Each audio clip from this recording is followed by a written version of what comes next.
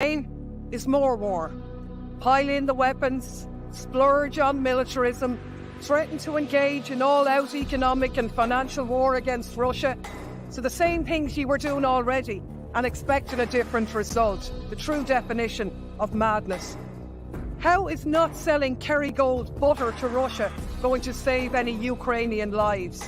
How is buying filthy fracked US gas going to stop the war? They won't, of course, because nowhere have sanctions ever succeeded in ending a military assault or achieving regime change. But what they have done is unleash economic devastation.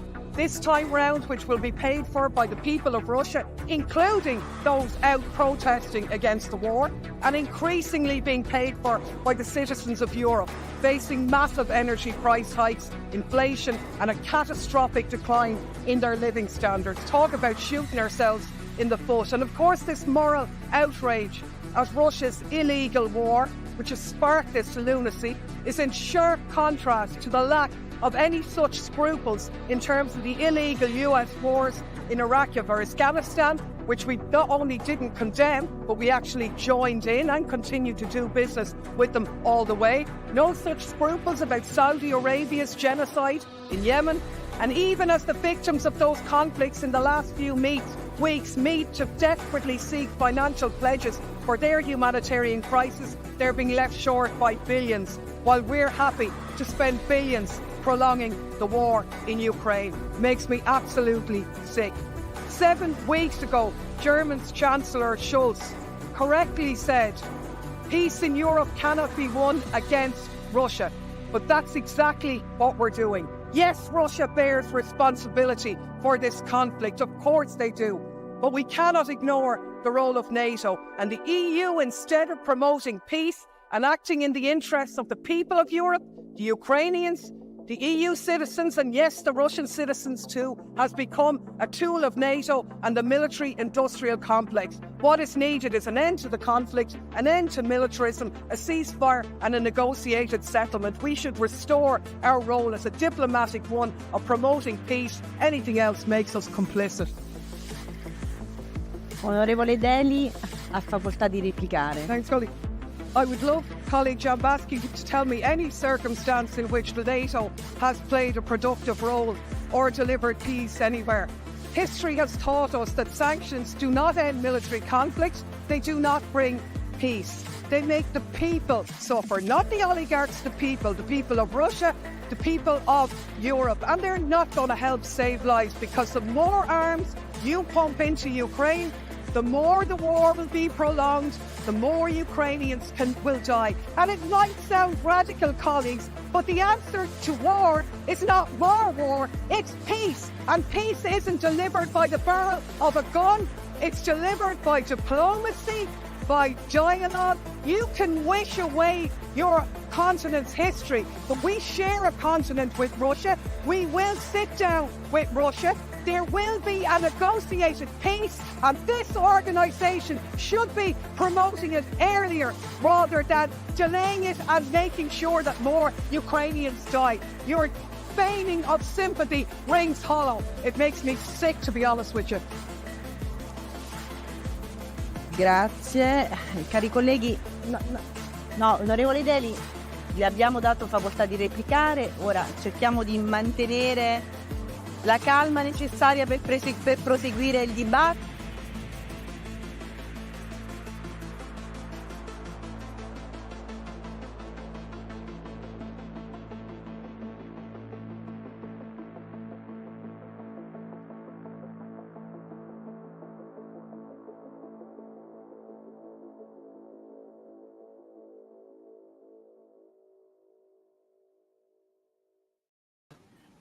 Well, hello everyone. My name is Alex with Reporterfy Media, here with Angelo Brian Berletic of the new Atlas.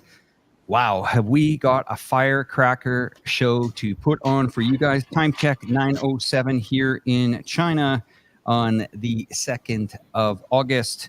Gentlemen, you saw that opening clip. Claire Daly, very, very passionate about what she feels is going on in the world here. I'm going to hand it over to Angelo to start off the show here We also have Brian coming in with his commentary on quite a few regions. It's growing by the day here, the conflicts around the world. And as well as we have insight from Patrick Lancaster coming in. We also have some interviews that I did with him as well, as earlier as a few hours ago. So we got those just in case. He's in a pretty dicey situation. I think everybody that follows his channel will know exactly what I'm talking about. Let's go to Angelo. Angelo, please start off the show and your thoughts on the current geopolitical situation we're facing today. Well, I think there are some events, quite interesting events on the side of Africa. It seems like Africa is waking up. They are cool. They are, like you have militaries taking over, and they call it coup. But in reality, if you really think about what is a coup and what is a democracy, when you have armed troops, you have French soldiers, you have German soldiers in Africa. Those states are not sovereign states. So this is when you have a coup that becomes legitimate because if you want to have a democracy, you need to have sovereignty. So this is what is happening now in Nigeria, and we had the same that happened just before in Mali and Burkina Faso. So I think it's very interesting. Why are they happening now? I wouldn't be surprised that this is linked to what is happening in Ukraine. We have Russia, which is facing all the NATO states, and I think this is emboldening many countries around the world. That's the same as this beginning of de-dollarization. You have the Saudi Arabia starting to dump the petrodollar, the US dollar. You have India, not wanting to go along with sanctions. So mainly the global south is watching that. And we have micro movements like in Nigeria, people that want to regain their sovereignty. And I think this is happening because Putin has initiated this movement of facing the West. And they're facing with the language that the West, the collective West, understands the best, is false. So I think this is extremely interesting. I just hope that this is not going to escalate. I think that would be a big mistake. But we have on the side of Africa, you have France, which is completely losing the whole continent. And Africans, if there was any intervention of France, I think this could accelerate the whole movement of decolonization of Africa and kicking out French out of Africa.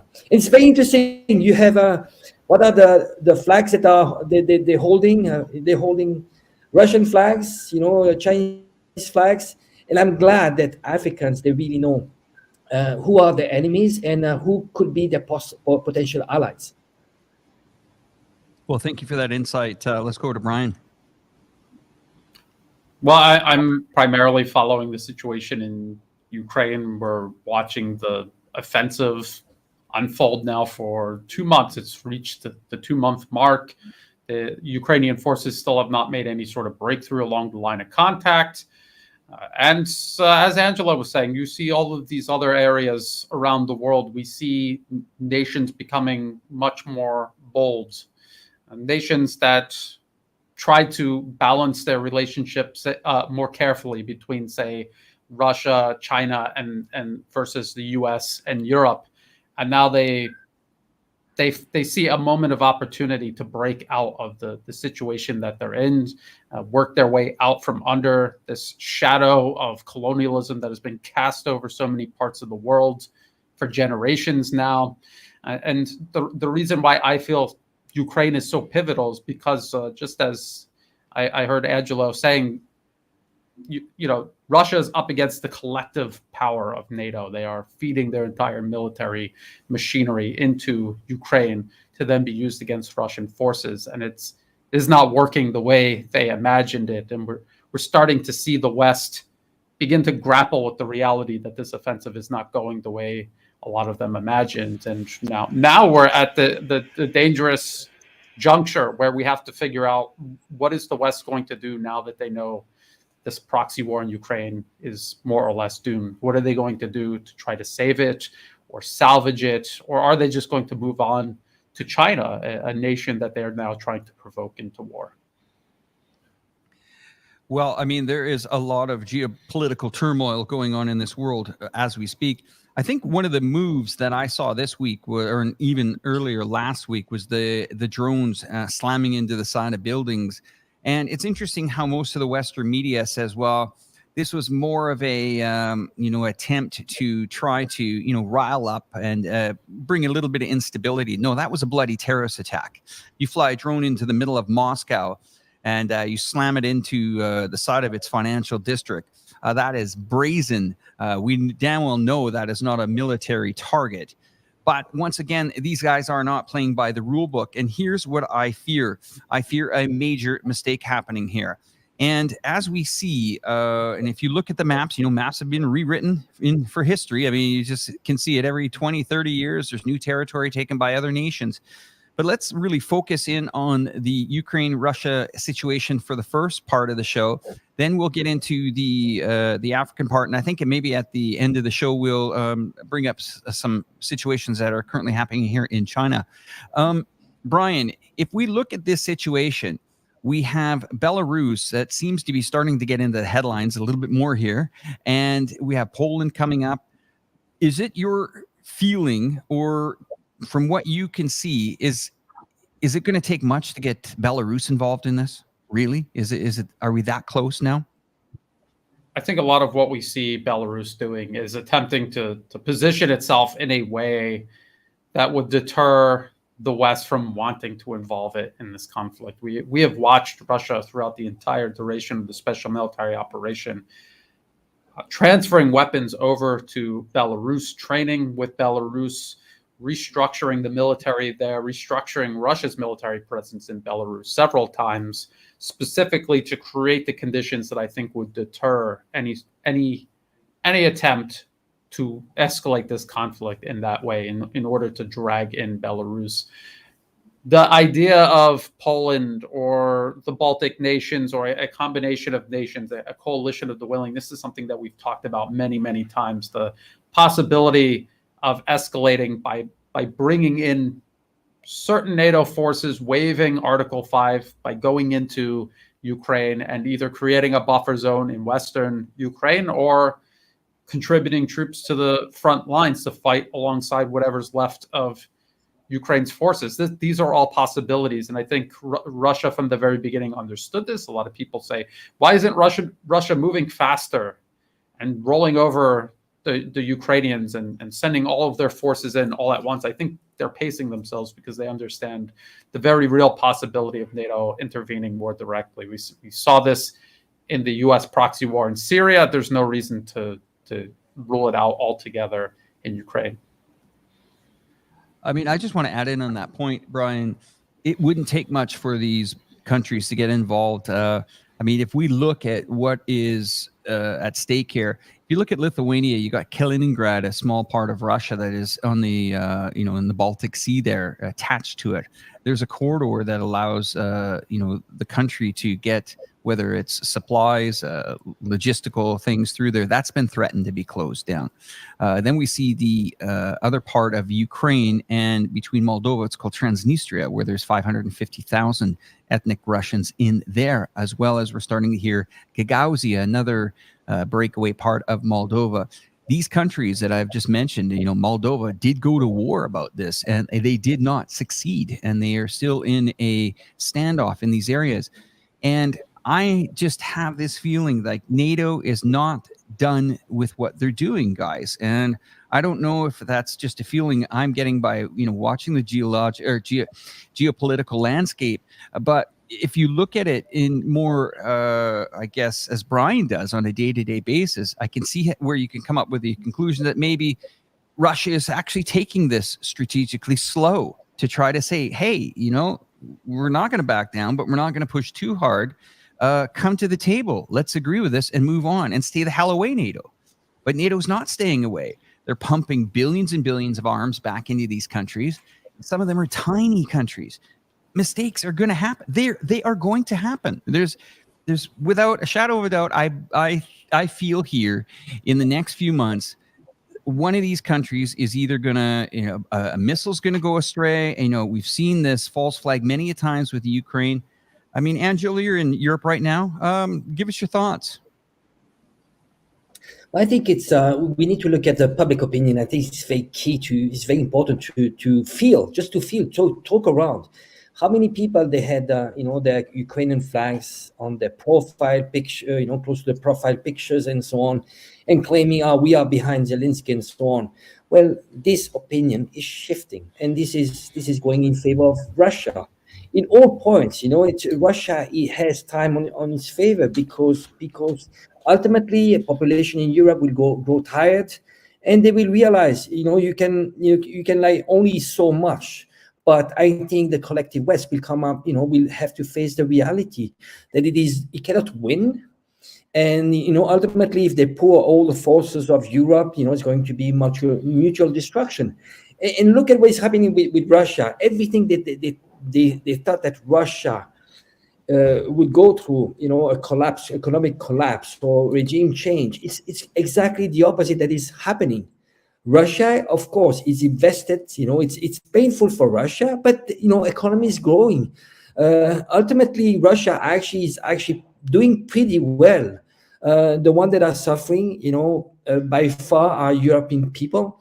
And we see new movements. You see AfD, for example, in Germany. The more conservative party, right-wing party, they're growing, and this is a correlation with the people that are going against this narrative, this mainstream narrative. So people are waking up, and I think we're doing part of the job. Actually, it might be microscopical, very very small job, but this is a reinformation.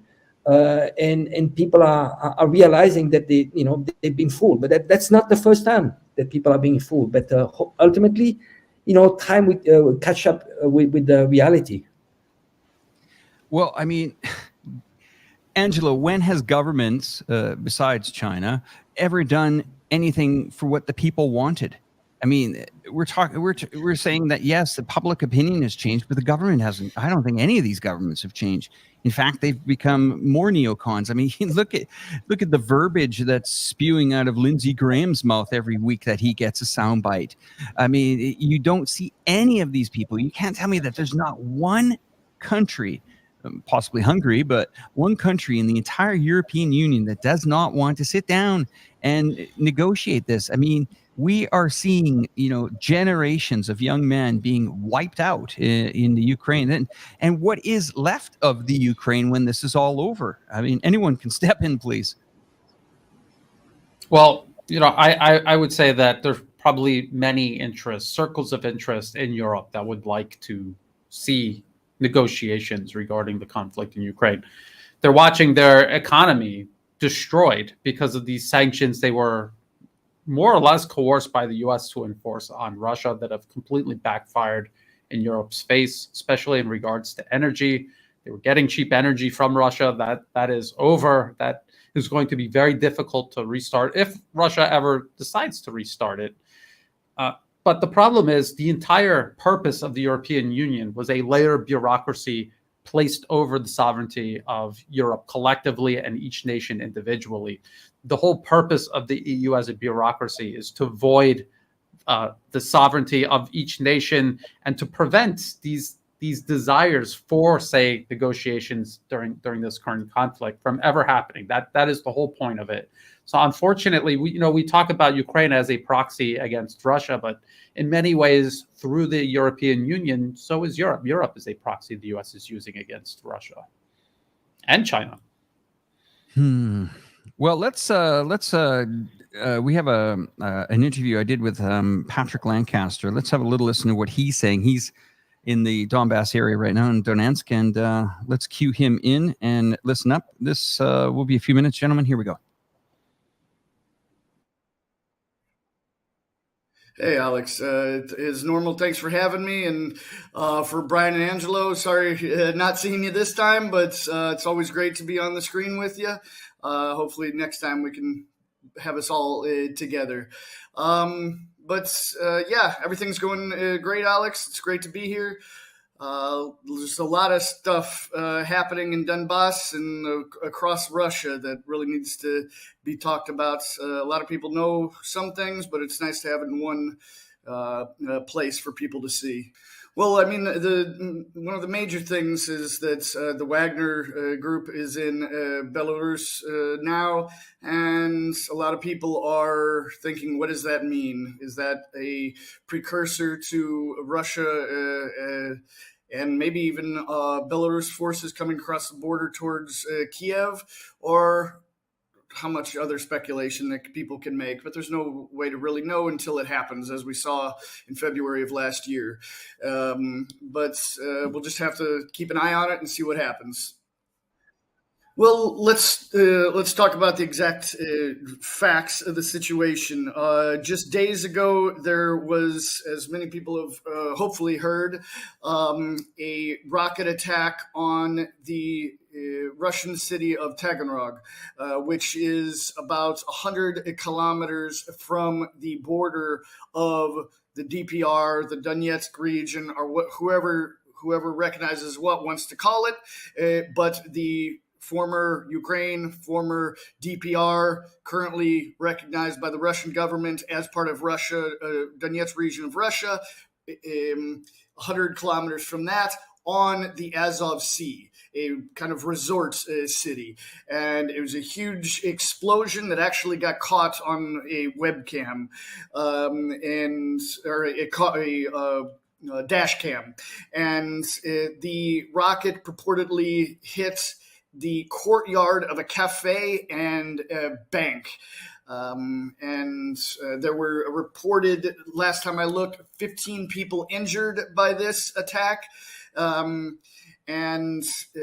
was also other reports on other parts of the Rostov region, attacks on the other parts of the Rostov region, but nothing exactly concrete on the location. So it gives a question: did they hit military targets, or were they knocked out of the sky by anti-air, or what happened? But the fact is, we know there was an attack on the Taganrog city because it was caught on film, and you could actually see the rockets hitting, flying down directly into the area on the video. So that proves one thing, that it wasn't a mistake because of anti-air hitting it down, which a lot of times Ukraine blames Russia anti-air for their rockets hitting civilian aircraft. So we saw by the direct trajectory on the courtyard that it was, it completed its trajectory.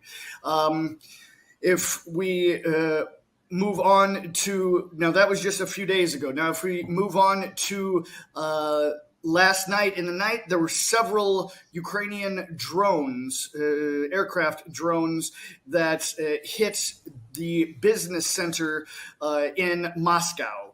Now, one of the buildings that was hit was a 49-story, I believe it's called the Oko Tower, one of the two Oko Towers in the business center that comprises of many apartments, office areas, and restaurants. And that took a direct hit, as well as other business buildings in that same area. Now, the attacks on Moscow have definitely been picking up in the last weeks because just the ability now of Ukraine to send these Western drones to just targets Moscow. And if we go back a few more weeks, of course, I believe we talked about last time how I was on the Belgorod-Russia border with the Lugansk area and Kharkov area, the Ukrainian Kharkov-controlled area, where Ukrainian forces came across into the Belgorod district or region, and for a short time took control of parts of a village. Now, they claimed complete control of this village, but I myself, on the day, just hours after they posted on social media that they controlled the village, I myself went to the village and confirmed that it was not under complete control. And in the following days, went farther and farther and realized that they literally controlled about a half of one street at the highest point. And then they were kicked out by Russian forces after just a few hours, and the tanks they came with were destroyed, as well as the engineer vehicle. So basically, to a shortened version to answer your question, yes, things are expanding farther into Russia. and it seems a bit more faster paced at this point, but things are increasing all across Donbass and Zaporozhye and Kherson as well. The fighting is increasing. And in the last week, I spent 4 days on different fronts, all the way from the Ugledar front, Zaporozhye front, and Donetsk-Avdiivka front, and got some interesting reports coming out soon from those areas. Okay, so we have more stuff coming up from Patrick in a moment. Brian, I'm going to have to bring this up on the show. We spoke about it backstage as well. There is a lot of chatter going on in the comment section here about Gonzalo Lira. Maybe you could set up this next clip. I'm just going to play a clip of your recent video that you just listed on your YouTube channel. How about you just tell us a little bit about its first 2-3 minutes of your clip, and maybe we can chat a little bit more after that, and you have a little bit of update for us. Okay, so is it okay if I play that clip now? And yeah, sure. All right. So this is from Brian Berletic's the New Atlas channel. If you are not aware of this channel, you need to hit that subscribe button now. All the links are in the description below. This is of his recent video. It just aired just a few hours ago, just before the show here. And stick around because Brian's got some big updates for you. I want to talk about Gonzalo Lira. He's an American Chilean citizen who has been in Ukraine throughout the length of this Russian special military operation, which began in February 2022. Last year, he was detained by the SBU for making videos critical of the Ukrainian government and its Western backers. He was under a form of house arrest, I guess you could call it. He was able to travel throughout Kharkov, I guess. And then this year, he was very publicly arrested. SBU agents in battle gear carrying war weapons dragged him out of his apartment. They made a very public spectacle out of all of it, and then he disappeared. And presumably, and as it turns out, he was in jail that entire time, awaiting trial. And eventually, they let him out on bail. And just the other day, he attempted to make it across the border into Hungary to seek asylum. And he posted a very lengthy Twitter thread. This is August 1st, regarding what he was attempting to do. The charges against him, he provided the documents, photographs of the documents regarding the charges against him, and he described the conditions in prison, which included torture and extortion, which should surprise nobody. This is what Ukraine is notorious for, as one of the most corrupt countries on earth.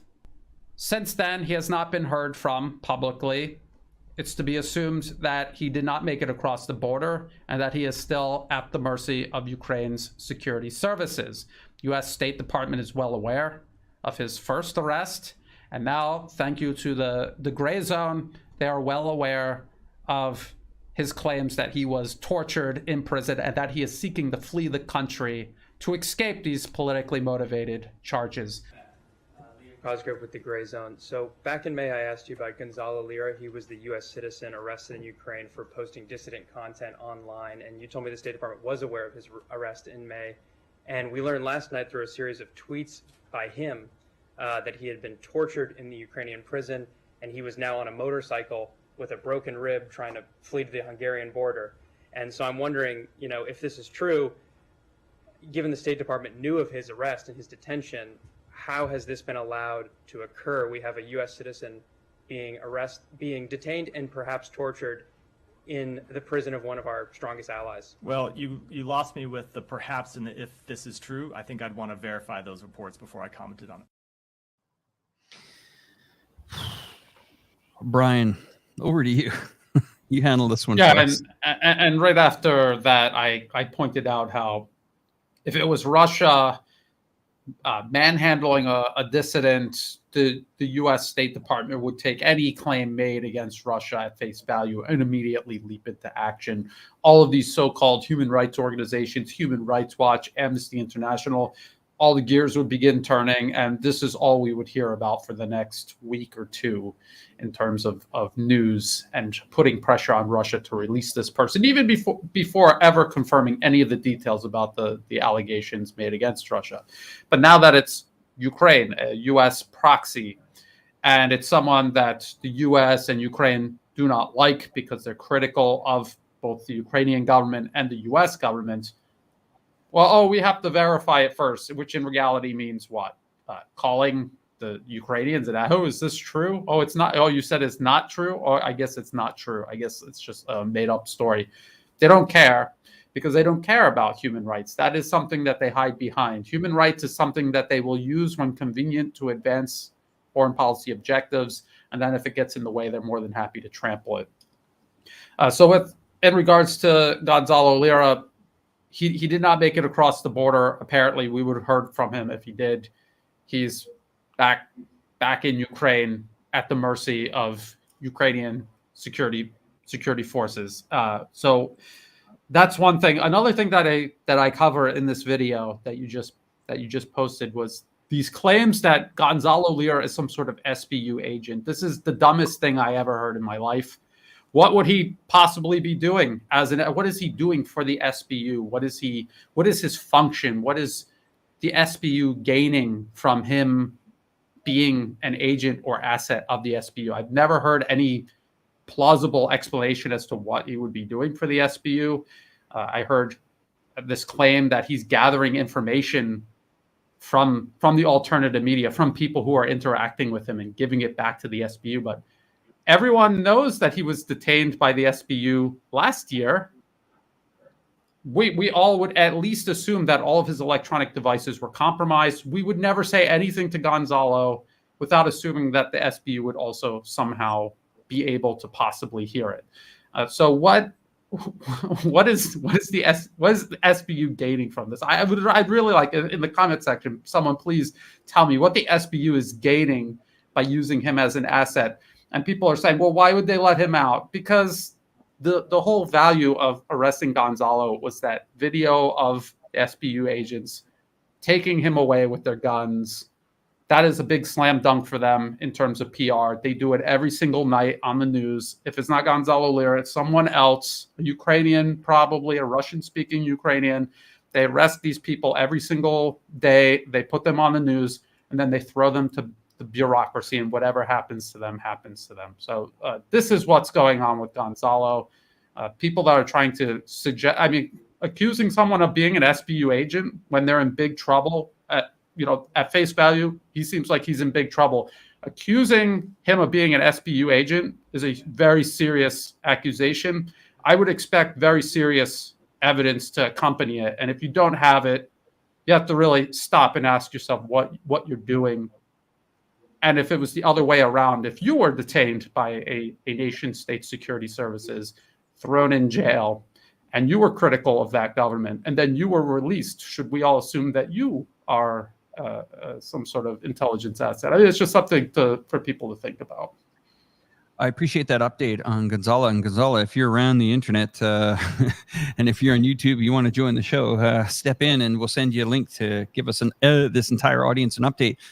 Other people are saying, why didn't he go to Belarus? I mean, let's be realistic here. There are a lot of troops on the Belarusian border right now. And mines and artillery. and when was the last time any of these people have tried to cross into another country illegally or secretly? This is not a movie. This is real life. It's life and death. And it's not as easy as people seem to imagine it from the comfort of their home. And I'll tell you, seeing him in those videos, he did look worse for wear. I mean, he really looked absolutely just shattered. And I mean, that's something, we might wake up with bedhead once in a while and not look the greatest. But this guy looked like he had been through a pretty tough time here. And, for the some of the people, his critics out there, I mean, you got to understand the situation. I mean, these were charges. He was taken to jail. He did go off the radar.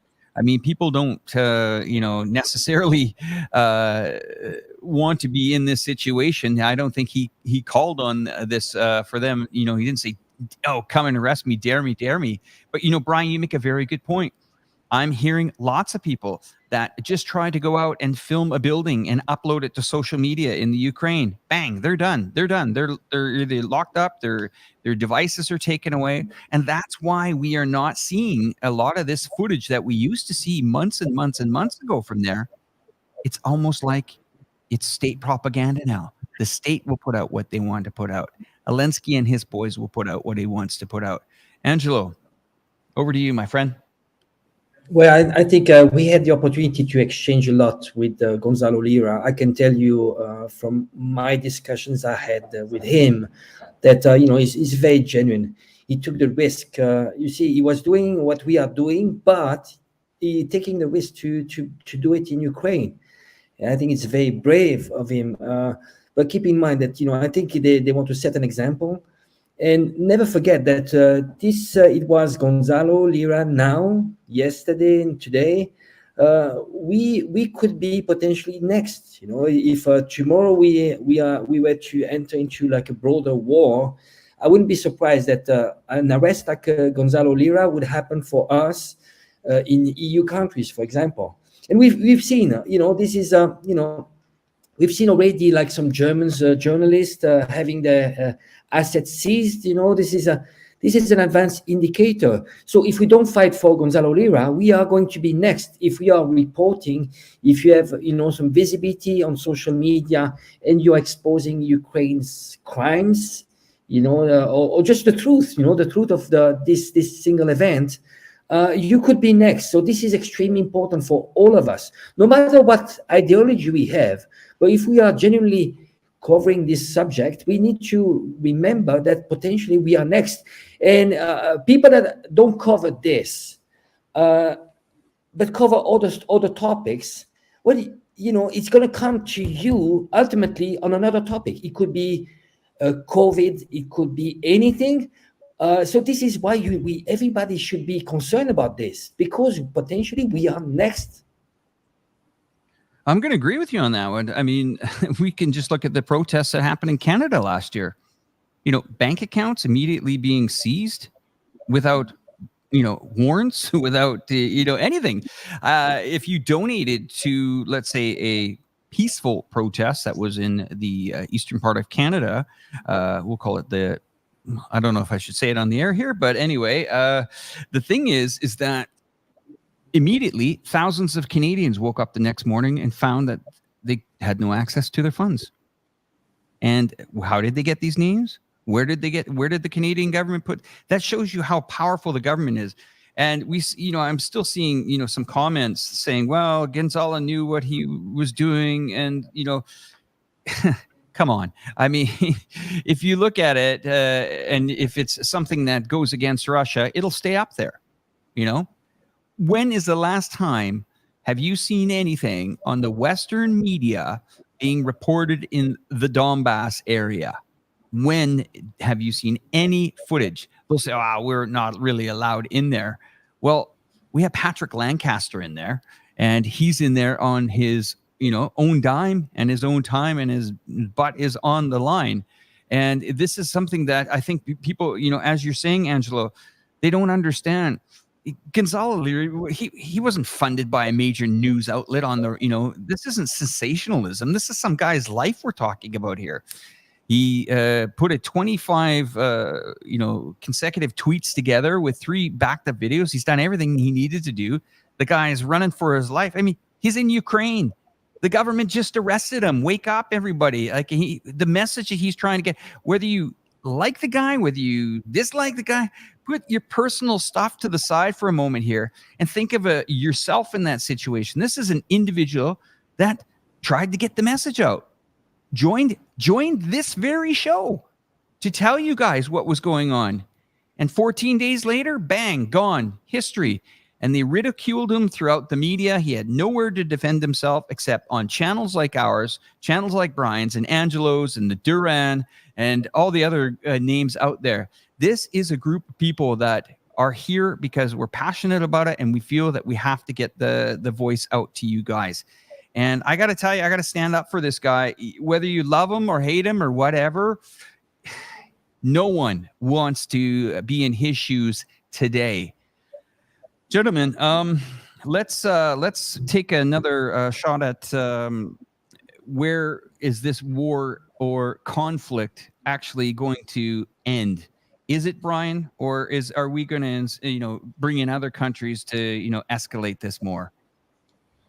Yeah, no, I just want to say one more thing about Gonzalo, Please. and then I will answer your question. Sorry. I just want to add on to what you just said, Alex. There's a lot of things that you could disagree with Gonzalo on. And I know there's a lot of things that I fundamentally disagree with him on. And I've told him that I disagree with him on many things. You could ask Angelo.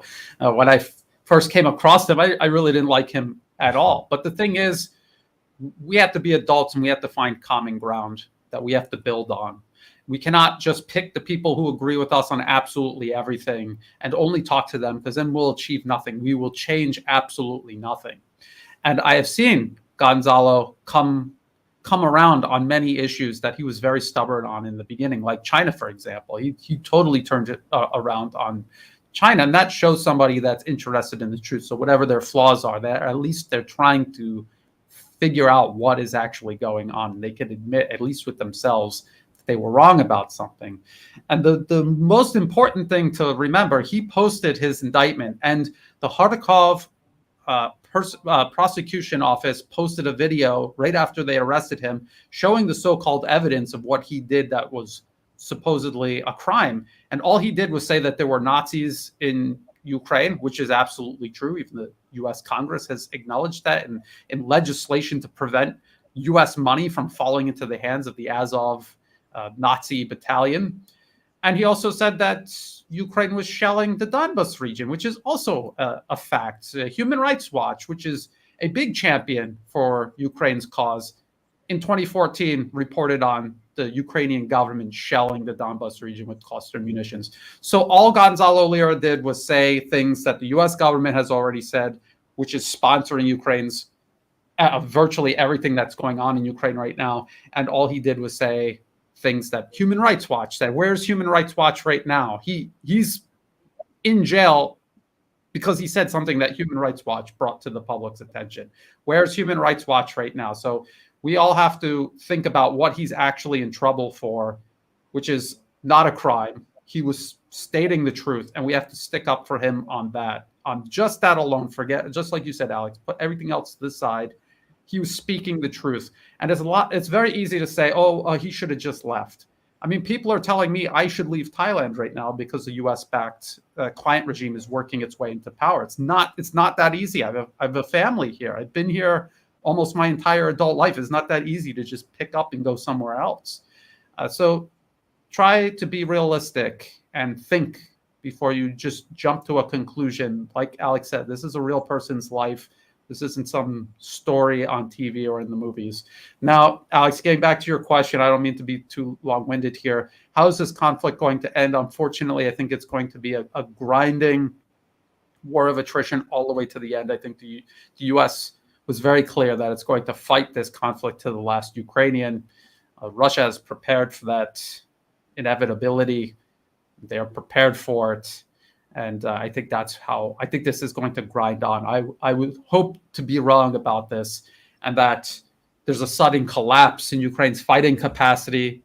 Maybe people start giving up in large numbers, but unfortunately, I think it'll be very similar to the U.S. proxy conflict in Syria. Maybe Angela has a different idea.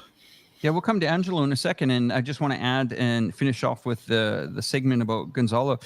I mean, you see stuff like this. He was arrested once and was told to shut up. He should shut up. He should shut up about Nazis, right? You should not criticize Nazis in the year 2023. Listen, the people like this is the reason why the world is the way it is. I think it's to say, and we had some other people that says they didn't seize bank accounts. Listen, I know firsthand what Patrick Lancaster has gone through from an independent freelance crowdfunded journalist. The moment that he gets a crowdfunded platform up, donations come in within hours, days, they're gone. He was one of the first guys that I ever heard from that told me they were demonetized. This was a decade ago, okay, when I met him. And that was one of the first guys I ever heard that term. Oh, I got demonetized on YouTube. I was like, what? Who? What? Why would that doesn't make any sense? Today, it's it's like adding sugar to your tea. So there's other things like that happen, and it's very clear when the tech giants PayPal goes against you, whether it's demonetized on Facebook, Patreon. He recently had Patrick Lancaster had his Patreon account immediately shut down. These are guys that are trying to get the story for you guys. Okay, you're not going to tell you can, and if you disagree or agree with these people, they're not going to shut up because they don't want to shut up. They're doing this because they want to do this, or they feel the need to do this. Some of us are doing this, as Brian says, sometimes he does this and it just rattles him that he has to. But I mean, anyway, Angelo, I'm going to pass it over to you. Yeah, I just want to stay on this. I mean, this is a very important topic. I'll give two examples. Trump, there was lots of people on the left. They were, quite happy that Trump was shut down, this kicked out of social media while he was a sitting president, which is a big scandal if you really believe in democracy. But you see, what happened after, you had the same people from the left that were happy about Trump being kicked out of social media. They were being kicked out of social media too. The same as, you see Nigel Farage is a far-right, politician. He did some good stuff on Brexit, I have to say, but he's a racist. If he's your enemy, well, it's one thing. But when it comes to freedom of speech, I mean, basic freedoms, to report news, if you are actually rejoicing about your opponent to be cancelled, well, that's wrong. That's completely wrong. You should actually fight, even if it's your enemy. Your opponent, you should fight. He's got a right, because if you are not consistent on that, you'll be next. So I'm not a fan of Trump. But for me, it was important that, he was a sitting president. He needs to have a voice. If we really want to be consistent when it comes to freedom of speech and democracy. So I think this is why everybody needs to be aware. It doesn't matter. So if some people didn't agree with Gonzalo Lira on some topics, he was for Pinochet and so on, but that's a small part. We need to really identify what is the main fight, the most important fight, and what it is. I mean, for me, is sovereignty number one. Because we need to, democracy is a process of self-determination. So people, they need to decide for themselves. And we need to fight against the globalist agenda, which is about hegemony of the 1% of the globalist elites. That's the real fight. After that, those are details that we can work around, and we need to be extremely careful, because there's this whole ideology that we have in the West. All definition of democracy is about us against them. In Asia, what I learned in Asia was actually democracy is how we can actually put everything together. And I'm going to decide on my side, I'm going to see what is good on your side, what you are fighting for. And it's not me against you. I'm going to take into account what you are looking for. And somehow we need to talk together, and we have consensus together to find a solution. But it's not I win against you that you lose. And this is this mindset. We have the same when it's about canceling people. No, they don't have the same opinion. What's one thing? But what do we find for what we have in common, and set aside the difference and work out the differences? Because adults, that's what they do. It's not I win, you lose. No, it's how we can come up around the table like adults and find a solution that somehow makes everybody pretty much happy. That makes sense. That makes a lot of sense, Angelo. And I understand, you and I have had this conversation many times. I think what this community of subscribers that watch our channel is not aware of is that behind the scenes, off the camera here, a lot of us are good friends. A lot of us keep in touch with each other. A lot of us know what's going on in each other's lives, kind of like, even getting a show together, you have to talk to each other a week before a show actually gets on the air. And, we're all in different parts of the world. And I appreciate what you say, Angelo, where, sit down, talk about it like adults. I mean, this is crazy. We have, major conflicts going on in this world right now. And some of the people that only want peace, are, China. Can you imagine that China is the broker of peace agreements? And if you ask somebody that question, who would be the broker of peace agreements years ago, they would definitely not say China, but here we are. And we'll move over into the African situation here in a moment. I'm going to play another update we got from Patrick, and we'll see you guys in a couple minutes. Well, I could say there's definitely attempts of it. There's words that some areas of the front go back and forth a little bit, but not really a lot. In the last week, I spoke to many soldiers, and I asked them about this Ukrainian counteroffensive, and they say, well, they don't really see it. Of course, there's increase in fighting, but the main thing that they say is that the answers I get is very confident we're ready for it. And they pretty much laugh at Ukraine when they're saying it because they are confident they're not going to be able to do much. But as I said, fighting and shelling has increased, especially in the Artyomovsk or Bakhmut area. Months ago, Soledar, which is the biggest city next to Bakhmut, was fairly calm. Of course, some shelling and whatnot, but now it's very hard to even get there and stay alive on the way there, as well as the city of Bakhmut. That's one reason I haven't gone there yet, is because, you have to take everything in baby steps when it comes to the war sometimes in order to stay alive. But just days ago, I was on the Donetsk-Avdiivka front, and it was very interesting. We made our way through a series of trenches to about 60 meters from the Ukrainian position. So the very line of zero, front line, farthest you can go. And when we first arrived, fairly quiet, a few explosions here and there, a little bit of gunfire, but nothing. So I had a chance or not much, I should say, had a chance to speak to a lot of the soldiers about the situation. And after, kind of getting their confident answers, and, also the fact that they want the war to be over, they want this to come to an end. Like I think everybody does. It's just a matter of how. We headed back, and actually on the way back, there was a small area going out of the danger zone, which there was no exact trench system, so we had to come up a bit. And we came under pretty intense machine gun fire and artillery fire, because we realized there was a Ukrainian drone that was above us targeting us, that had seen us and targeting us with artillery. And on the flank of us, there was the front line that, because they knew we were there, they were shooting through the trees, because we're in a kind of a heavily foliaged area. But once they knew exactly where we were from the targeting from the drone, they started engaging us with automatic gunfire and artillery. So it was a little bit of a run for, I'd say, about a kilometer. A little question in the back of my head, is this about it or no? And I was definitely talking to the big guy upstairs quite a bit at that time. But, that's just, one example of what the situation is in between Donetsk and Avdiivka. Intense fighting, not always, but touch and go.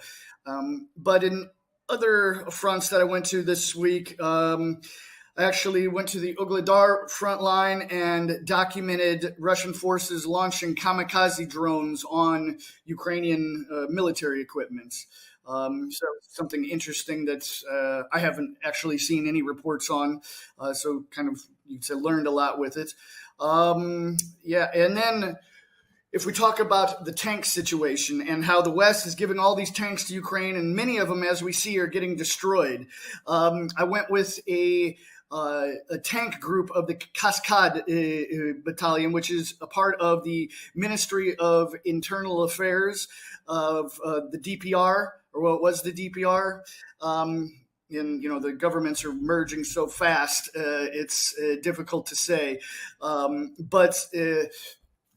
So I met with this tank group, and they showed me these many Ukrainian tanks that they had captured and were actively using to engage Ukrainian forces. So I filmed the whole process of these Ukrainian tanks being used by Russian forces to fire on and destroy Ukrainian tanks. And I say Russian forces. This Cascade group is actually, now they're part of Russian forces, but these are 95% made up of locals from the Donetsk area. So it's very interesting kind of side look, because sometimes I'm with, the regular Russian forces or the regular Russian mobilization or draft forces. But in this case, I was with a section of the DPR local forces that have been fighting against Ukraine for the last 9 years, separate from Russia.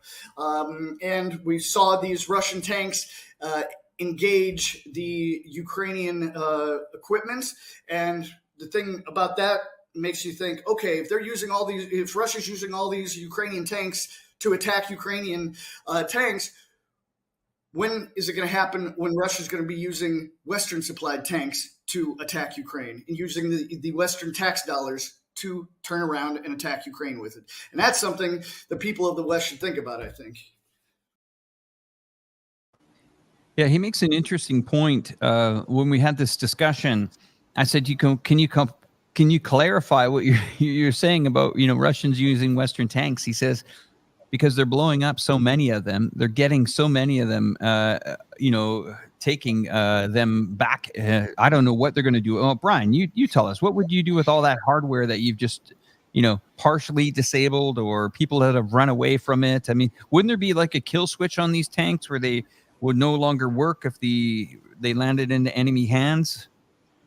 Well, I think they will go back for examination in terms of engineering, but more than anything else, they're going to be displayed in museums across Russia, just like Nazi Germany's war machines now are. And the reason is the same reason why these tanks are doing nothing for the Ukrainians. Russians aren't trained to use them. They don't have a logistics network set up to supply them with fuel, ammunition, or spare parts, and they don't have maintenance crews that could service them. They would be more or less useless for Russia, just as they are for Ukraine, basically. So they're just going to, and we saw that AMX RC-10 from France, that wheeled so-called tank being brought back to Russia on a flatbed. That'll be looked over, and then it'll be put in a museum somewhere. No. Extraordinary stuff. Just before we move on with the show, you can see down at the bottom there, we do have some breaking news, and also some stuff that I'd like to bring up. Our condolences to go out to the people that lost their lives here in some pretty torrential weather that's been going on here in China. Early reports are that some people have died, and we will get more on that story later here as some of the other media channels start to get more details on it. But once again, our condolences go out to everyone lost in the floods there. Angelo, let's pivot over to Africa. We spoke about this backstage before we started the show. What is this indicating to the Western or the collective West about where they fit in the new world moving forward? That continent used to have a lot of support by the United Kingdom and France. What's happened?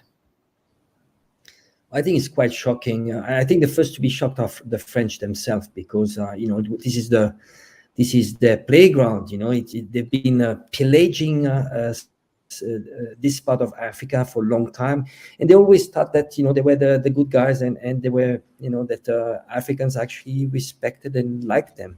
Now what we have is that what we saw in Nigeria, in the capital, we saw people like putting fire to the French embassy and waving Russian flags. So why do we have right now 1,500 soldiers, French soldiers in Nigeria?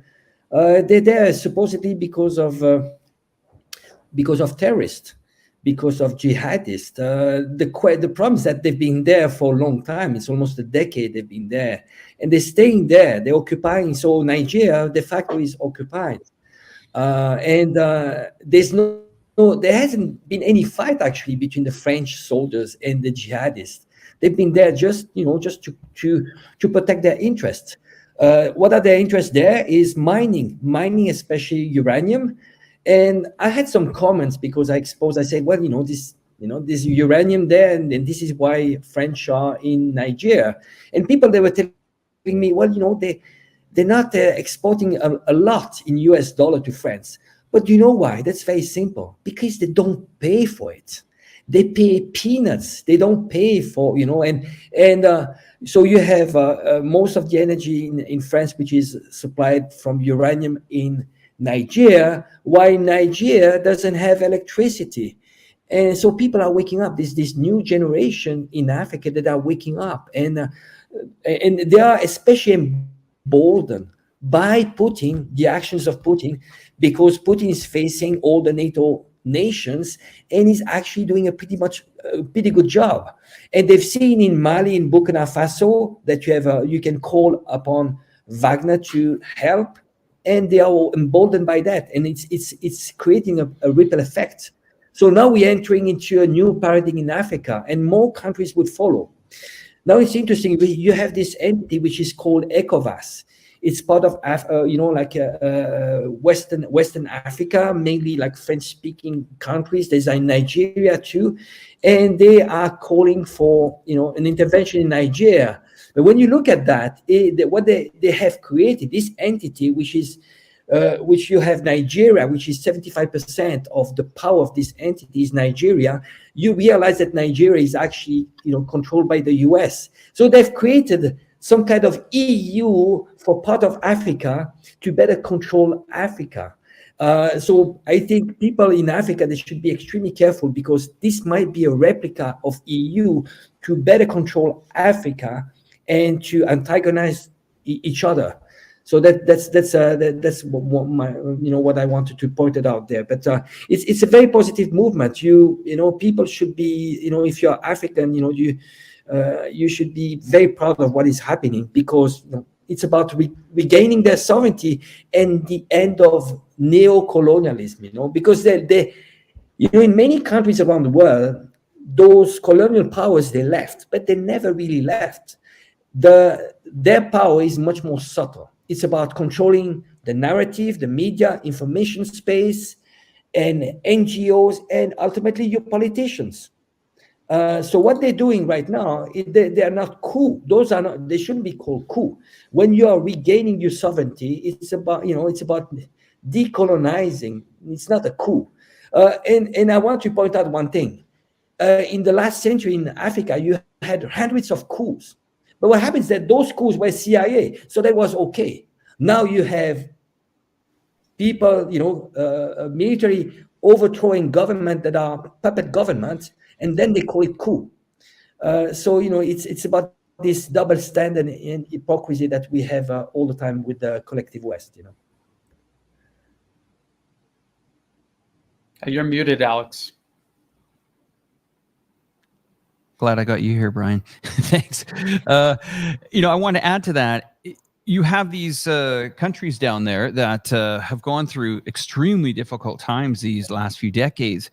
The UK, France has had many opportunities to invest in these countries to support these people, but they've used them. I saw an interesting photo today of a massive vault of gold in, the banks in France.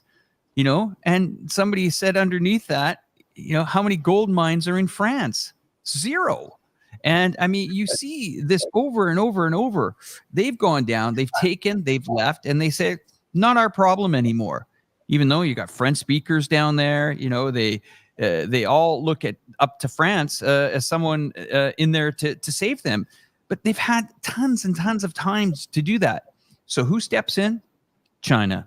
China has made this continent an extremely important part of the Belt Road Initiative, the BRI, which is 152 countries strong now. investing, over $2 trillion in this, initiative. And it's successful. It's bringing prosperity to these countries. What happens in the collective West? They hate it. What do they say about it? Terrible things. And then, Joe Biden comes in with his Build Back Bankrupt, was what I called it, the Build Back Bankrupt policy. It's gone nowhere. And everyone's forgotten about it. Yet China's on the stage. They're backing up these nations. They're putting their money where their mouth is. And sometimes they lose money on these investments. But go see what's happening down in Africa. Amazing things are going on down there. We are forever hearing it in China here. The work that these countries are working together to bring a brighter future. And as Angelo said, and as you said, Brian, as well, these countries are getting brave now.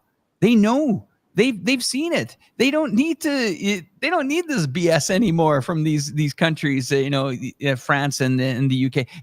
Those two countries should have been down there years ago investing in it, but they haven't. They've missed the opportunity. They've taken it for granted. They've gone down there. They've used, I would say, these countries. They smashed some of their currencies into oblivion. If they don't get along with them, they do something bad, they sanction them. Forget it. It's a new game in town. Africa is definitely rising. Over to you, Angelo. Alex, I have a very interesting exchange on Twitter. I want to, I'll try to remember all the exchange, but it goes like this. When China goes to Africa, it builds schools, hospitals, roads, Then you have Putin that talks to Africa. He just forgave $23 billion of African debt. So when the leaders of the collective West go to Africa, they lecture Africa on LGBT issues. You should be more permissive, or, they just lecture. So they leave Africa with a lecture. And then you have a reply on Twitter. The guy says, well, but Russia and China, they have their own interest. And the reply is, here comes the lecture. You see my point? So it's the two worlds. It's the intangible versus the tangible. The tangible is real stuff, China and Russia. It's the emotional versus the non-emotional. Emotional is about societal issues, which people don't care. They don't care. Average Joe doesn't care. Versus tangible issues. It's about how we can bring what Africans need and want. Do you know what Africans want desperately? Which would change completely Africa, is electricity infrastructure. Just think about it. If you don't have electricity, what can you do? You cannot do anything. And when you look at this climate change agenda and so on, I don't want to go, I'm not a climate denier and so on. This is like the easy shortcut. They say, oh, you are denier and so on, skeptical and so on. But what they're trying to do is contain those countries that never polluted. They are not guilty of CO2 emissions over the last century. So they want to contain the global south, say, oh, you cannot have a coal, like coal electricity, Yep. You cannot make electricity out of coal because it's bad for the environment and it's extremely selfish. We need to give them, basic rights. Those are basic human rights. Access to electricity, and those changes. The collective West is very scared about this because if you bring basic infrastructure and electricity to Africa with the resources it has would thrive. And in proportion, the GDP combined by the G7, would be minuscule. And we see, but this increase would be exponential because Africa is so poor. The potential of growth with all the resources they have would be enormous. And it would make G7 tiny. Yeah, Angelo, I gotta continue to add to this. It is, in one sense, amazing that no one has picked up that these countries need help and support. China was in there 10 years ago. No one paid attention. Then 5 years later, no one's still paying attention. And now, and only now, when these countries can actually stand up for themselves, China's building bridges, America's building military bases. bridges or bases? Who do you want to get into bed with here, right? And the thing is that we've seen European Union countries still suckered into this NATO.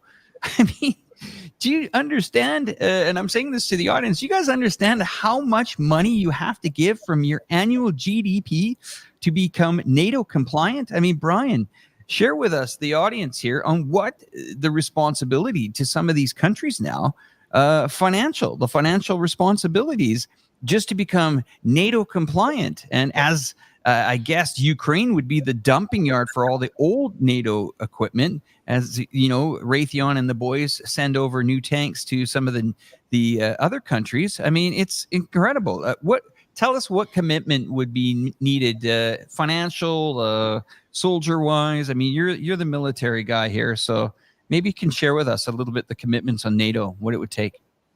I don't have the numbers off the top of my head, but I mean, there is a percentage of your GDP. It is a single-digit percentage, but I mean, honestly, you could certainly use it. It's still a lot of money. You could be using it for something much more constructive. All of these nations, well, at least before they sent all of their military equipment to Ukraine, had formidable militaries, and they didn't actually have any real enemies that genuinely threatened their national security. Angela was just talking about how France has their military all over their former colonies in Africa. And we're talking about these extremists all over Africa. And this would be what the US and Europe would use as a pretext to convince the Western populations that, oh, yes, we need to invest in our military. Look at all of these extremists.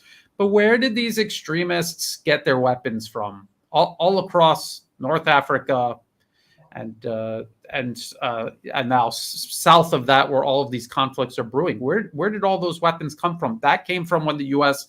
flooded Libya with weapons when they were overthrowing Gaddafi's government back in 2011. And this was a very predictable. Everyone predicted that if you pour weapons into Libya, they are not freedom fighters. They are extremists. They are part of these networks across the entire region. Those weapons will proliferate across the entire region. And we're still feeling the effects of that. So that is something that the US and Europe will use as a pretext. This extremist threat that they themselves created, they use it as a pretext to continue spending huge amounts of money at home on defense. And they also used it as a pretext to deploy their military from everywhere from Africa to Central Asia. And now we're talking about the prerequisites for being NATO compliant.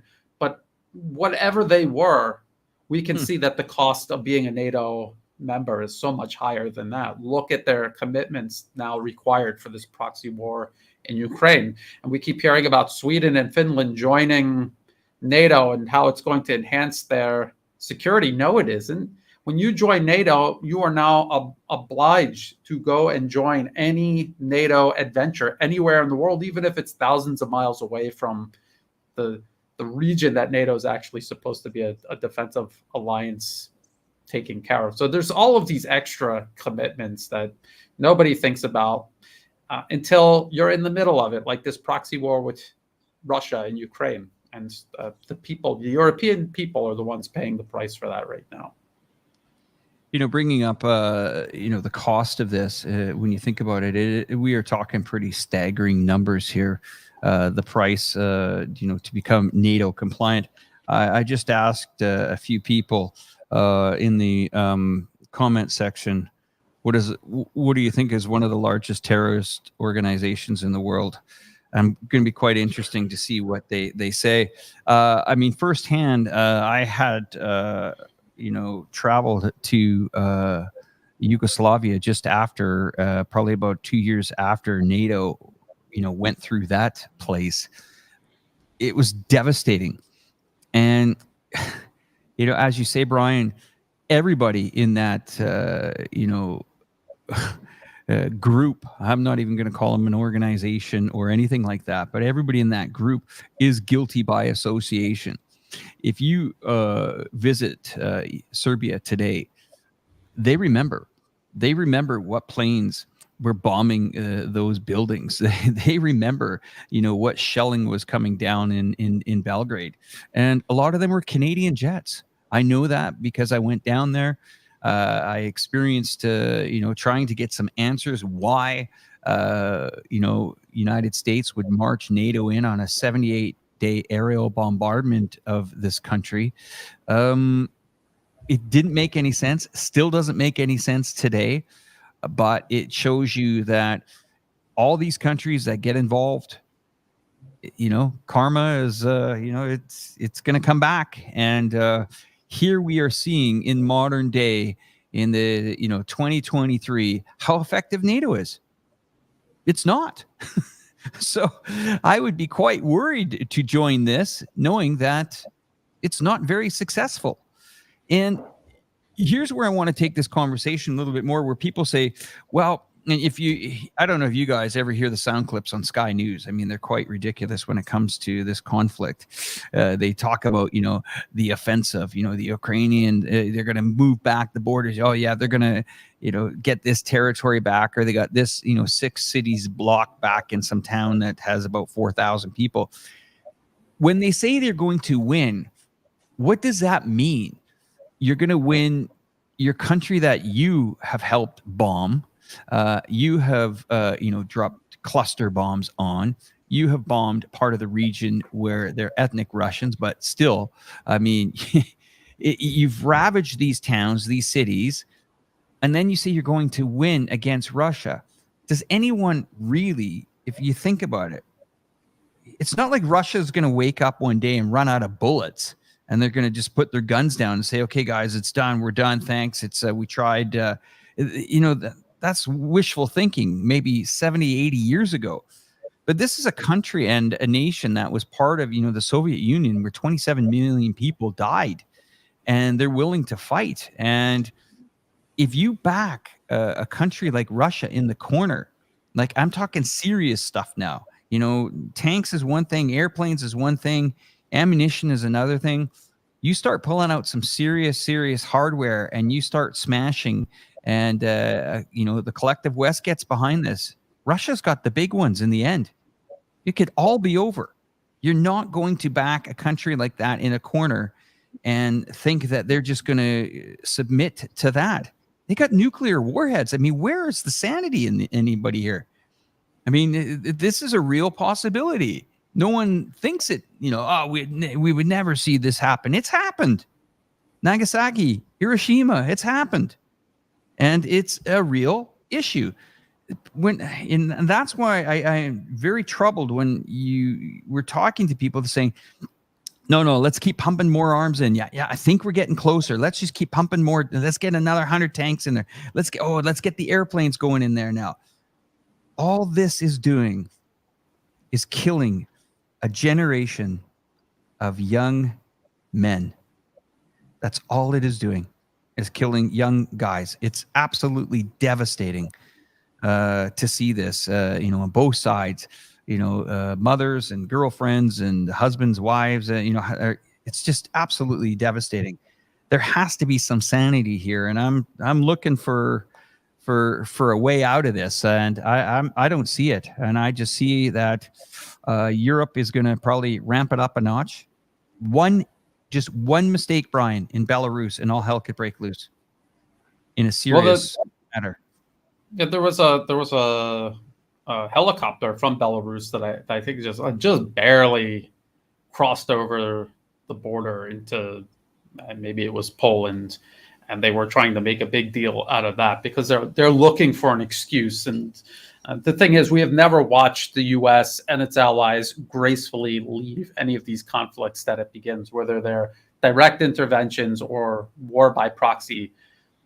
There is no graceful way for them to stop and pull back and say, well, we were wrong and let's rethink this. They never do that. They try to stretch it out for as long as possible until everything eventually falls apart, or until in their mind they achieve some level of success, which happens very rarely, by the way. The only good news is that Russia has been the reasonable one, and also China, if we look at what's going on in the Pacific.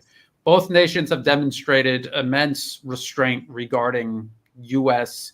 and European provocations. They are thinking about the long-term objectives that they have that they are confident they can achieve versus what the US and Europe are trying to achieve. They're trying to reassert themselves as global hegemons in a world that is, I think now it's certain irreversibly tilting toward multipolarism. So it's going to be a long, drawn-out process. Russia and China will be very patient. I don't think there will be any very quick fixes to any of this. They have been patient. They will continue to be patient. But slowly and surely, I think we will see change. And I think for people who have been paying attention for the last 10 to 20 years, they will realize that right now, even though things seem like they're going slow, they're moving much faster than they were 10 or 20 years ago. Angelo, your assessment of this situation, I mean, being in Europe right now, you're saying that, they are losing support from, the Ukrainian flags are coming down. They're being taken off of their profiles. People are getting annoyed. Prices are going up. Sure, that's someone to blame, their governments for getting them involved in this. But, I mean, this is a part of the world, where you are currently right now is one of the most peaceful parts. But, all around these countries here, whether it's, in Czech or, Slovakia, it won't take much. I keep harping on this, guys, but I really don't think it's going to take much to get another country involved. And my worry, it could be Poland, it could be Belarus. If it's Belarus, then you've got the, the Estonia, Latvia, and Lithuania. I really think that the people in those countries have been quite tolerant. These are a lot of, there are a lot of, ethnic Russians in these countries that have tolerated, gone through humiliation. We spoke about the gray passport issue a couple of shows ago. This isn't going away. And everyone says, well, Alex, that's not a big deal. Is it? It's not a big deal? What, telling somebody to forget their ancestry, to take another passport and forget the other one, it's not a big deal? Or getting them to, force them almost to learn another language because they can't use the mother tongue language in whether it's a governmental position. Oh, that's not a big deal. Things need to change, Alex. Really? Well, that's exactly what happened in the Donbass area. You've told people that they have to, all right, forget your language. Brian, we spoke about this, soon after, when the government collapsed in 2014-15 there, if the viewers aren't aware of this, please share what happened during that time. Well, before 2014, Ukraine had what was a government that was a compromise between the extremists in Western Ukraine and people in the middle, and then Russian-speaking Ukrainians, which make up a large percentage of the Ukrainian population. When the United States overthrew the elected government of Ukraine in 2014, they put in, deliberately so, they put in a very anti-Russian client regime, which included militant groups who were overtly Nazis, and also at that time, Nazi political parties. They had their political party. They also had their militant movements. It was like a 2-for-1 deal.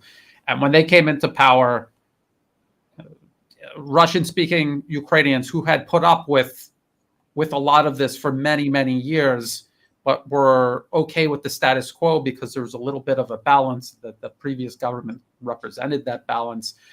They had no reason to tolerate it. Almost immediately, they began persecuting Russian-speaking Ukrainians. They started legislating laws to restrict the Russian language in Ukraine. It's spoken by half the people in Ukraine either mostly speak Russian or speak Russian and Ukrainian.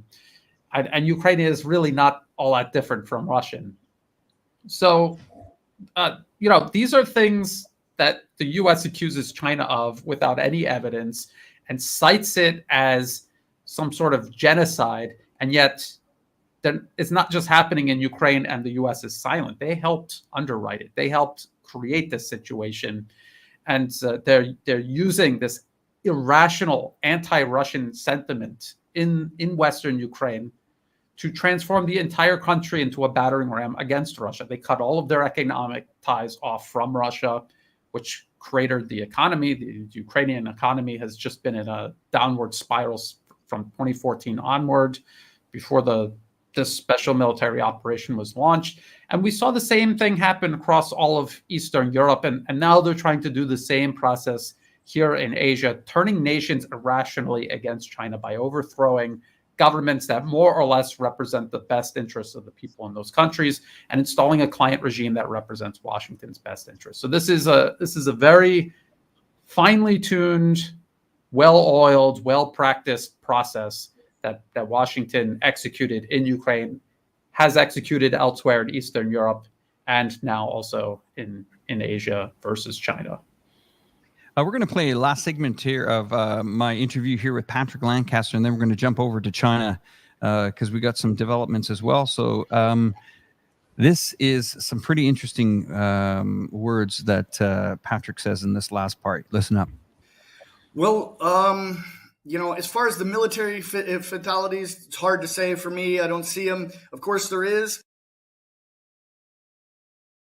We can talk about somewhat of the civilian. I can tell you about the civilian toll, for instance, on Donetsk. It's confirmed that yesterday there was one civilian killed in Donetsk by Ukrainian shelling, and I believe 7 adults and 1 child injured in Donetsk. And now that I'm bringing this to the Donetsk side of it, Donetsk is in quite a bit of heat right now, you could say. In the last 5 days, the attacks by Ukraine have significantly increased on the center of Donetsk and the overall city itself. There's been many apartments, homes destroyed. The day before yesterday, the Ministry of Internal Affairs building was hit just outside the front facade of the building, and there's actually a video of that as well. So many people have dash cams on now; the information gets out pretty fast. But a rocket hit just on the front facade of the Minister of Internal Affairs. Luckily, it seems no one was injured at that location. But across the city, Ukraine has been dropping the pedal mines, which are these small, in case the audience doesn't know, these small little mines, green plastic mines that are inside a rocket that Ukraine launches above the city, and it breaks up in the sky and falls down. They don't explode when they hit the ground, but the actual impact of them hitting the ground activates them. And then when anyone from a child to a dog to a cat to an old woman walks across them, then they explode. And they're made to actually maim people, not to kill people, but to put people out of commission. So that's what they do. Most of the time they blow off people's feet. And there's been several children injured by them. I brought several reports from the children's hospital in Donetsk with children's having their feet blown off. In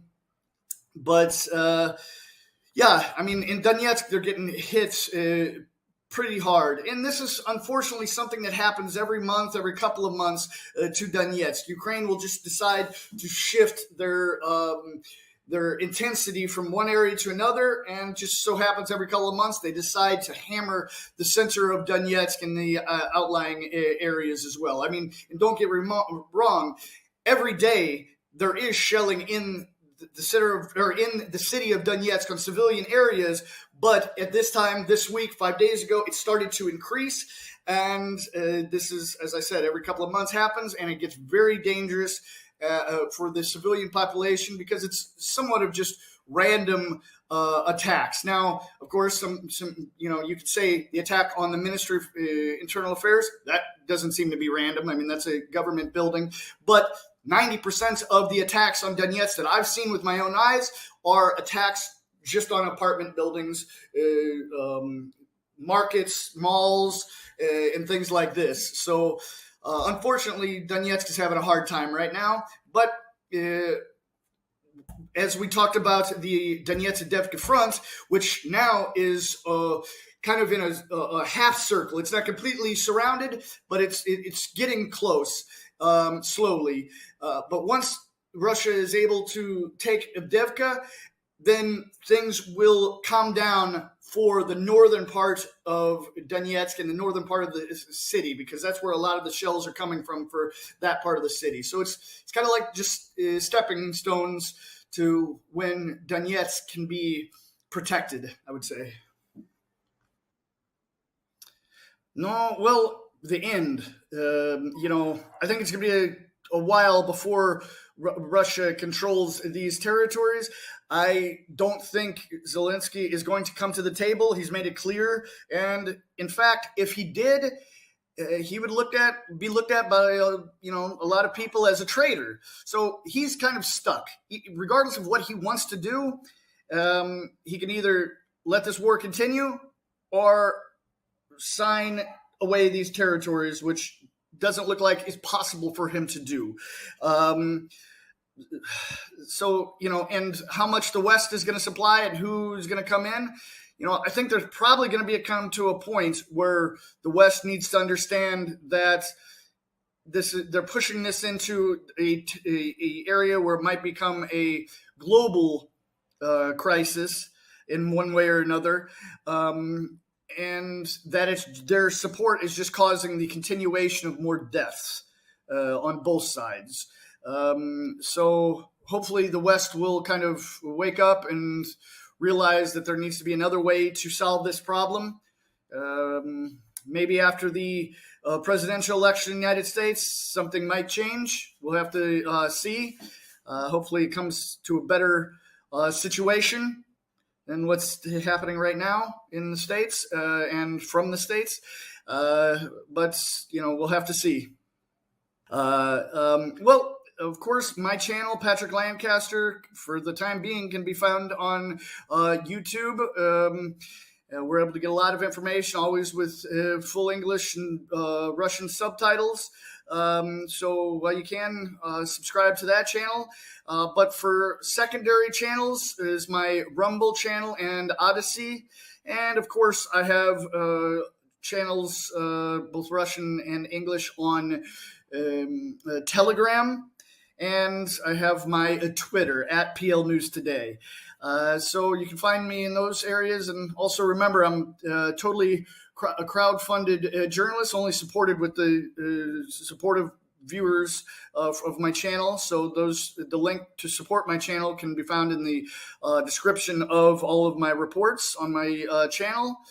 But other than that, I appreciate people watching my channel, Alex's channel, Brian, Angelo's, and other channels like the Duran. And, unfortunately, the YouTube has been silencing a lot of reporters that report on this area. But, got to keep pushing and bringing the facts to the people, to the world that the Western mainstream media is ignoring. So I guess that's about it for me. Thanks for having me, Alex. And again, Brian and Angelo, sorry I didn't make it this time to see you in person, or at least in the face. Next time, maybe, I hope. Well, bravery is all I can say with Patrick Lancaster. And can you imagine that? Putting his neck on his line. He's got a family down there. He's reporting for you and I and everyone on a daily basis. And people want to silence that. Wow. What a sick world that we live in. Really, really sick. Let's finish the last segment of the show here, and let's focus on China's situation. Lots of news coming out of China as well. We've seen Japan get a little bit upset about military budgets and insisting that they need to ramp up their military budget because the threat from China. The threat from China for Japan. Gentlemen, can someone talk some sense into Japan here? Angelo, you want to go ahead? Again, just there are a few countries around the world which are, especially the countries that lost during World War II. I'm talking about Germany, Italy, then you have Japan. Those countries are still occupied, so there's no sovereignty there. So when it comes to Japan, there's a party, the main party, which is the party of Shinzo Abe. LDP has been funded by the CIA. You can find that there's a very interesting article on the New York Times in the 1990s that says that in the 50s and 60s, the CIA was actually funding the LDP, the party that is in power right now in Japan. So Japan is basically controlled by the US. So they don't do what they want, and they have just limited room just to maneuver. So it is very hard to see what Japan wants to do here. What is worrying is that Japan originally has, after World War II, had adopted a constitution which was actually co-written by the US. In that constitution, it said very clearly that Japan had to have a Pacific constitution, meaning that it could have an army, but only a defensive army. Now they have changed. They've made some change, but it's mainly in the interpretation. So in the interpretation of their new constitution, it says that they say that they could come at the help of an ally. So that was the first step. The second step is that they actually named the ally. They said, if Taiwan is attacked, then we should come at the rescue of Taiwan. And now, other elements, they said that clearly that they want to double up their military spending. So it seems that Japan might go all the way. And Japan, keep in mind, in the equation for the US, if the US was to attack China, they need to have a base where they could launch attacks. And the only places that are close to China would be South Korea and Japan. And it seems that so far, South Korea might not go all in when it comes to following the US, but Japan seems that they are actually willing to do the same job as Ukraine is doing. Fighting Russia to the last Ukrainian on behalf of the collective West. Well, Japan might be, the next what we call useful idiots, sadly. Yeah, I mean, just to see the amount of money spent on this latest conflict is staggering. And you would think some of these other countries would wake up and see what's really going on here. I mean, Brian, you've been quite vocal about what's going on here in Southeast Asia as well as Thailand. I mean, with the China situation, it could easily spread over here if we're not careful. Absolutely. And the thing people have to keep in mind is that none of this benefits any of the nations involved. Increasing military spending for Japan makes absolutely no sense if we're looking at the best interests of the Japanese people. This is the unfortunate reality of where Japan is. They are a politically captured nation. They have been by the US since the end of World War II. South Korea has been politically captured by the United States. Taiwan, even though it's a part of China, officially recognized as such, both under international law at the United Nations, and even by the United States itself. The US has politically captured Taiwan. They're working very hard to politically capture the nations here in Southeast Asia, to turn everyone irrationally against China. If you live in this region, you have seen with your own eyes the progress that China has brought with its rise. This is not the same as when the West had squatted on this region for generations and was extracting resources out of it. This is something entirely different. China comes to do business. They come to build things to help facilitate more business. That's all they care about. And it makes a tangible difference when you look around the region. And then when you see opposition groups talking about, well, we have to pivot away. We're doing too much business with China. We need to pivot away back toward the US and Japan and Europe. And then to do what? They never explain that part. But in reality, these are the political forces that represent American influence in the region, and that is their role, is to transform the rest of Asia into a client regime like Japan, like South Korea, like Ukraine, like the entire collective European Union. Angelo, I've been paying attention again to your Twitter. Please do step in. Yeah, well, and I'll ask you my question after. No problem. Yeah, I'd like to add one thing which is extremely important, and I think people need to understand the two cultures, like ancient cultures like the Russians and the Chinese, and especially their history. So we have here two countries that lost tens of millions of people during World War II. When it comes to Russia, 27 million people died. So in the psyche of Russians, it's very deep. It runs very deep. And we need to ask ourselves if in the collective West, I'm talking about average Joe, who is willing to fight? We are in societies that are very cosmopolitan. We are in a comfort zone. We haven't experienced really like war. I think the maximum that we're willing to do, in the collective West, is send weapons, training structures, maybe suffer a little bit on the economy. We see Germany is willing to be industrialized, up to which point. But now, if people really understand, Russians and Chinese, we are talking about people have a deep culture. There's a sense of family, tradition, patriotism. We need to ask ourselves the question, what makes someone take up arms and fight for its country? Those are, those deep values. What you value, your culture, your history, religion, love of country, family. What we have in the West, we are going through a deconstruction of human being. We are, this new age people, are they willing just to go all the way to Ukraine and fight that war, to go to China and fight a war? They're not. If there's a risk that they fight a war, you know what? The first thing they will do, they will take a flight, one-way ticket to Thailand or Bali. That's the generation we have in Europe. They're not, and they know. Why would you die? Why would you die? But then, I've been living in China close to 3 decades, and we had this talk many times with every single Chinese that I talked to about this topic would be willing to send his kids just to make sure that Taiwan is reunited with the mainland. That is for China. When it's Russia, well, it's even more. They know that the collective West is after Russia to destroy completely the culture, everything. They want to balkanize, they want to cut the country in small pieces, and they want to humiliate because they need to finish. They need to finish the work that was initiated by Hitler. If you read Mein Kampf was about going after the Jews, but also going after the Slavs.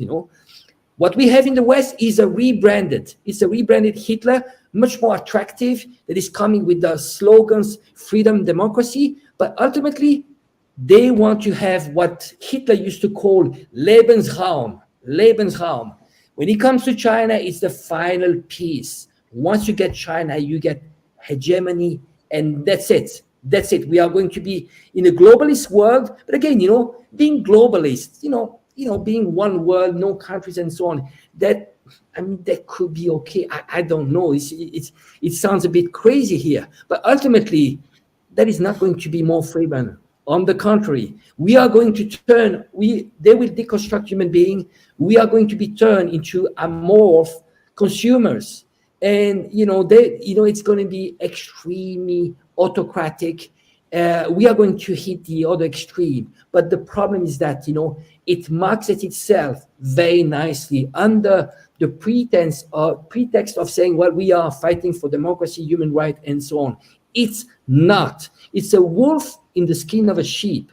And that's what people need to wake up to, because, this globalist agenda is going to take away all freedom, everybody. The first to lose, it's not the West that is going to win against the rest. It's a globalist agenda that is going to take over, and we are going to have all of freedoms limited. So I think we should work on a nation basis, sovereignty, and every country work for its own interest, and then you see how countries can work together for mutual interest, and ultimately, working for common good. When you look at China, the way they talk, China has ambition for China, but also for the world. Ultimately, they're looking for global prosperity, and it's not a slogan. When you look at what is behind the Belt and Road Initiative, it's about global infrastructure. We are going to make roads, infrastructure. This is going to bring prosperity. When people have their belly full, and they have all those basic human rights, then they they want to keep that. What is creating radicalism is people that they have and don't have. And we need to finish that. We need to work for global peace because there won't be any World War III. There won't be. If we fight the World War III, that will be the last one, because the next after that one will be fighting with sticks and stones, because it will be over. Very deep, and I couldn't have said it better myself, Sorry. Angelo. Fantastic. Fantastic. Absolutely. Thank you for that. Brian, I'm going to give you the last word tonight before we say goodnight to the audience. I just want to say once again, if you haven't subscribed to all these channels, Brian Berletic of the New Atlas, absolutely stunning, amazing work on almost a daily, even twice daily. Sometimes I've seen you pop out videos there. Fantastic work, Brian. Angelo as well. You're blowing up the Twitter. Well, the new X, I guess they call it now.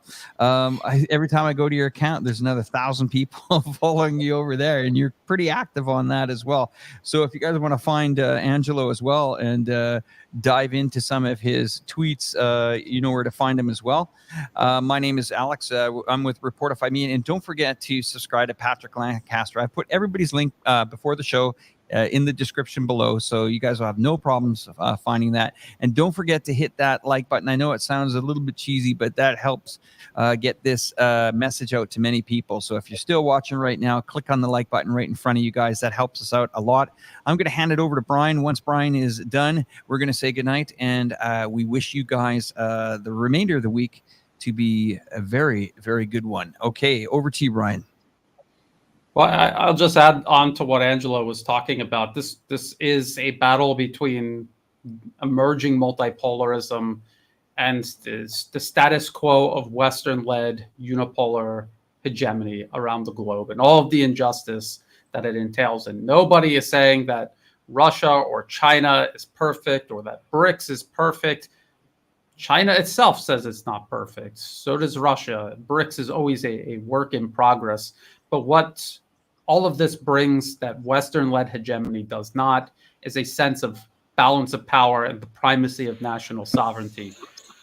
So this is what we have to keep in mind. This is where the battle lines are drawn. We have to be very careful about our personal political proclivities and ideologies. These are supposed to be a guiding light. It's not supposed to be a straitjacket that ties you up and isolates you from other people. It's supposed to be something that guides you in a general direction. You use common sense to work your way around various obstacles on the ground. We also have to remember that this is not going to be easy. There's a lot of danger, especially for people who are speaking up. We were just talking about Gonzalo Lira during their show. There's many other people that are facing either facing threats or who are already in pretty big trouble. We have to do what we can to support them. We have to do what we can to invest in multipolarism. We cannot just sit and wait for change to happen. We have to be the ones that make it happen. And when you really think about multipolarism and how it's changing the world, it's because nations like China and Russia, they're not complaining about the United States and what it's doing to the world. They've physically created tangible alternatives. So that's something we could all do on a local basis. Alex, I just want to thank you for having me on. It's always great to share the screen with Angelo. And I really respect and I hope people support Patrick Lancaster's work. All right, guys. From all of us here, you guys have yourself a great evening. We'll talk later. Take care. Good night.